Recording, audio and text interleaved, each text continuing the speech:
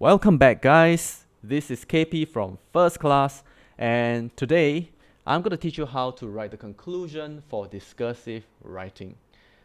Alright. In the previous video, you learned about how to write the body paragraphs. Now, in our structure over here, so we're done with the introduction in an even earlier video, and we are done with the body paragraphs using just the PO structure. So I did one example. You can probably do the rest. Now, conclusion is very important. If you've heard of the term first impression lasts, last impression counts. So the first impression is your introduction, which you have learned. Your last impression, it counts towards what? It counts towards your score, because this is the time when your examiner is going to give you your score. Right after reading the conclusion, they will go to their rubrics and they will start grading you and say, this is an A script, this is a B script. Therefore, writing a good conclusion is important. What goes into a good conclusion? There are two things that you gotta do for a conclusion. A summary and something about the future. Okay, I'll talk about this later on, but overall, you can summarize it into this format, SURF. SU stands for summary, R for recommendation, F for future outlook. Now, the summary is pretty simple. You look at your topic sentences across the entire essay. So I have a topic sentence over here, poor mental health. So I know the word poor mental health is gonna be in my summary because that's one of the paragraphs I talked about. Here, I have here, to conclude, teenagers today enjoy many benefits, including a higher standard of living and improved education. We have higher standard of living, improved education. Both are points that you also saw in our introduction earlier. Higher standard of living, better education. Okay? It's possible to change the words a little bit to avoid repeating yourself, but it's very much similar to a thesis statement, isn't it? At the same time, they are under tremendous stress and emotionally less well off than their adolescents. Emotionally less well off is poorer mental health. Poor mental health. You see how we have just taken from all the paragraphs. It's okay, in this body paragraph, I have written about A. In this body paragraph, I have C, I have D. Okay, I just take the keywords from these body paragraphs, boom, put it in the conclusion, voila, you have your summary. If you do not know how to write your summary, I will give you a very easy tip. Just go on to your introduction, read your intro, and you will know how to write your summary because your thesis statement has already captured what you will be writing about.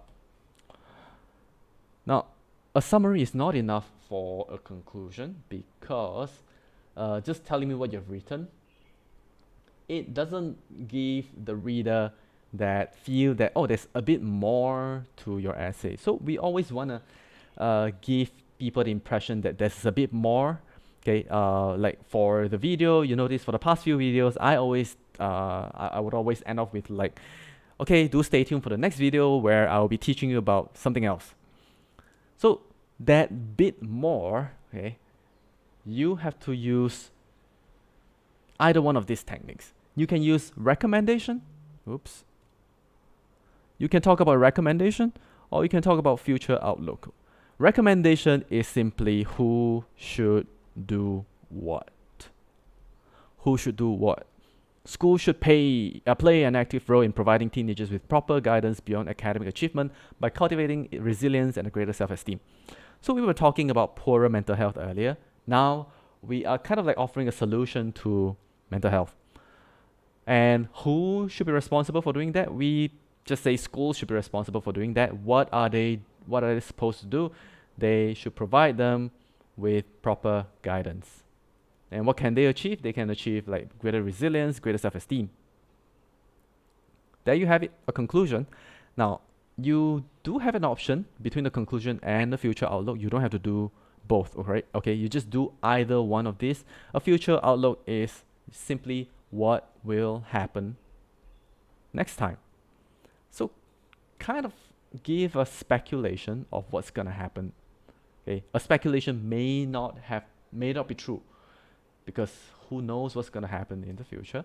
So you just give something that's believable. I would say that teenagers today, they will enjoy a brighter, better future than teenagers of, say, my parents' generation.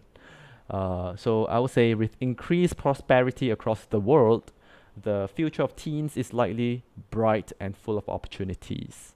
And here you have it, the future outlook. We talk about the future. Writing the recommendation and future outlook gives the examiner, the reader, a very nice aftertaste of, this essay is not just it. Okay? There's a bit more to that, and there's a bit more to the future. So this technique, you would use it quite regularly. Next time you go out to work, even when you're writing a report, you tend to have this kind of structure in your conclusion, giving a recommendation, talking about what's going to happen in the future. Okay, it's a pretty standard format, and that is how you write the conclusion. In the subsequent video, I will talk about in another video, I will talk about the language features of expository writing, like what kind of words you should use, what kind of words you should try to avoid, because expository writing is very different from descriptive writing. One example I can give you is that it doesn't contain a dialogue. You wouldn't use a dialogue in an expository writing. Okay, a dialogue is just one of them. I will teach you more techniques, more tips on how to use proper language to write your expository writing. And thank you for watching, and we hope to see you next time. Bye bye.